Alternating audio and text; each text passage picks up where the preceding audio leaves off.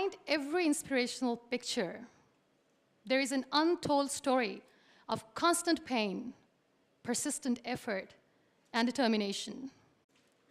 There are some people in the world who fight an unseen battle within themselves 24/7 with a big smile on their face. They never cry, they never crip, they never whine. I call such people warriors because these people know the art of living life, and they're way better than those people who just exist in the world. 6.5 years back, I met a car accident. I was traveling from Balochistan to my hometown, Rahimia Khan. The driver slept, and the car fell in the ditch. As a result of that incident, I sustained multiple injuries. The list is a bit long, don't get scared. Radius of right arm were fractured. Shoulder bone and collarbone were fractured. Lungs and liver were badly injured. The whole rib cage was fractured.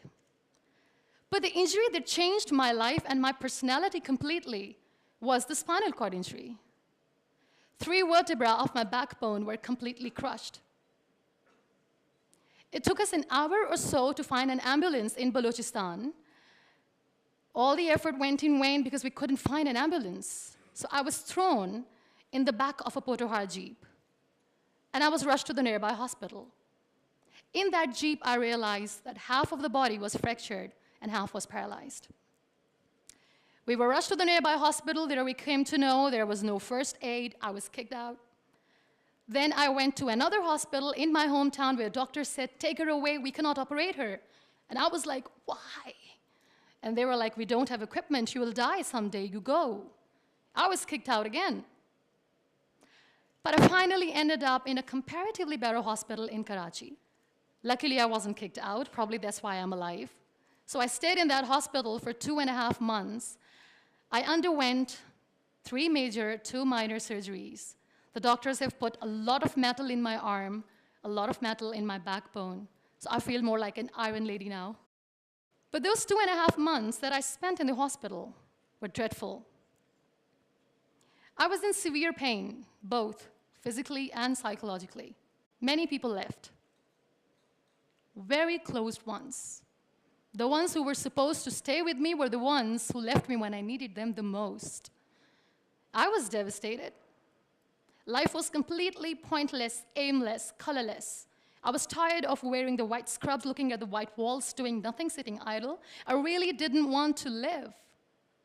But then I realized that instead of crying for the people who were not meant to be with me, and for the legs which I have lost, I have people around me who want to see me alive.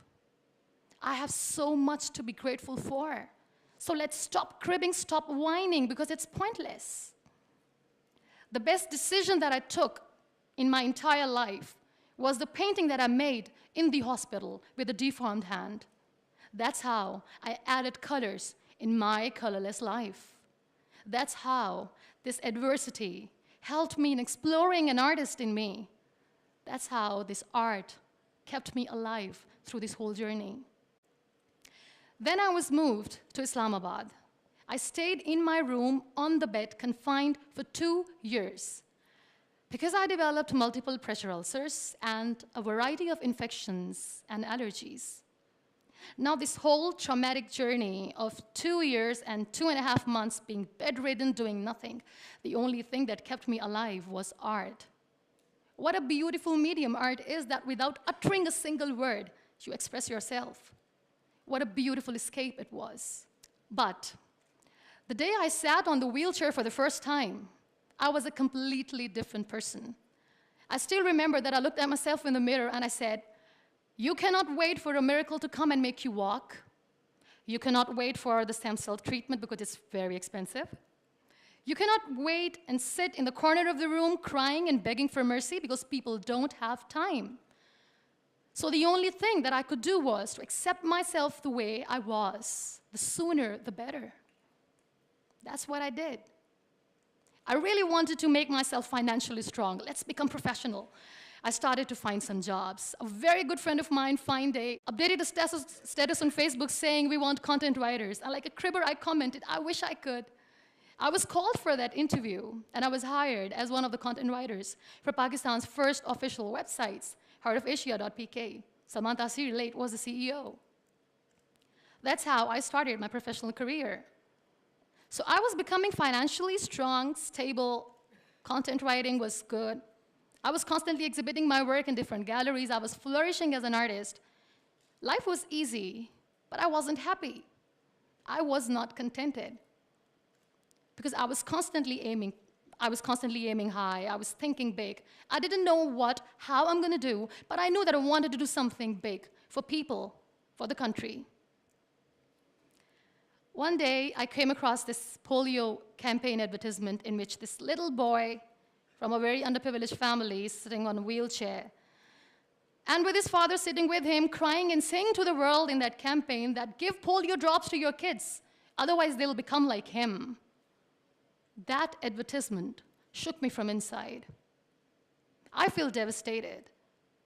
The way that boy was objectified as an emblem of grief, misery, mercy, lifelessness, nothingness. Such a wrong picture which was being portrayed in media about the persons with disabilities. That's what we are called. That was the day when I decided that I have to change the perception of the people about being on wheelchair. Because being on wheelchair, you can still face the world with a big smile on your face, and you can tell the world that you're happy the way you are. No one has right to objectify us as an emblem of misery or mercy. We are human beings. We breathe. We have souls. We are alive. We feel. We don't need your sympathies. We don't need your empathies. Let us live. No one has right to diss our abilities. We are capable enough to breathe and to live each and every moment of our lives. I recently did a modeling campaign for Toni & Guy, and that makes me Pakistan's first wheelchair-bound model. I'm brand ambassador of the Body Shop Pakistan, and I'm one of the very lucky Pond's Miracle women. It's always good to know that there are very few wheelchair-bound artists in the world, and I'm proud to be one, being a Pakistani, trying to preserve the ethnic jewels of the country in the paintings adorned by very graceful, strong, and powerful Pakistani women, which I paint. Very soon, I'm going to be Pakistan's first wheelchair-bound TV host. And I'm blessed to have a beautiful 3-year-old son, which, he was here, but he was so cranky. Now, you all must be thinking that why I'm using the word wheelchair over and over again in my talk. This is the very perspective I'm talking about. This wheelchair is not my weakness. This wheelchair is not an adversity. This is my strength because the kind of attention that I get when I go anywhere is priceless. Everyone loves to be in the limelight. I have started enjoying to be in the limelight too. This is the very perspective I'm talking about. This wheelchair has given me an opportunity to explore what I had in me and I never knew it. I feel really sorry for some people who play this blame game. They say they feel caged. They cannot perform well, they cannot excel because system is not allowing them to do. The government, Pakistan, the whole world, society, economy is not letting them grow as a person. They're not excelling in their careers. They say they're caged. I feel sorry. I can undoubtedly say that I'm caged because when I get up in the morning, I'm unable to sit on my own. I'm unable to shift from the bed to the wheelchair, from the wheelchair to the car, from the car to the wheelchair. I need an assistant 24/7 to do little things in life. Let's make it more simple. When I feel thirsty at midnight, and when I forget, which I always do, when I forget to keep my water bottle on my nightstand, and when I don't see anyone around to help me, I stay thirsty for the whole night because I'm unable to get a glass of water for myself. I can undoubtedly say that I'm caged by my body, but my mind is free, and so is my soul, and so is my spirit. I can still dream big. I can still think big. I can still aim high. I can still aspire to inspire. Nothing should stop me. This wheelchair should not be the reason or an excuse of not doing anything in life. I still have big dreams. I still have big plans. And I still have to work on that. Be grateful for what you have. And trust me, you will always end up having more.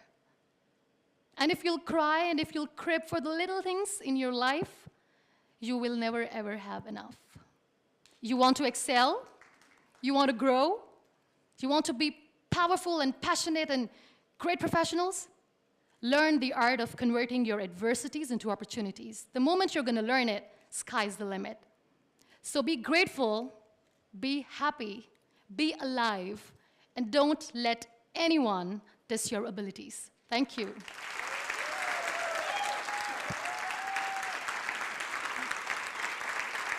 Thank you so much.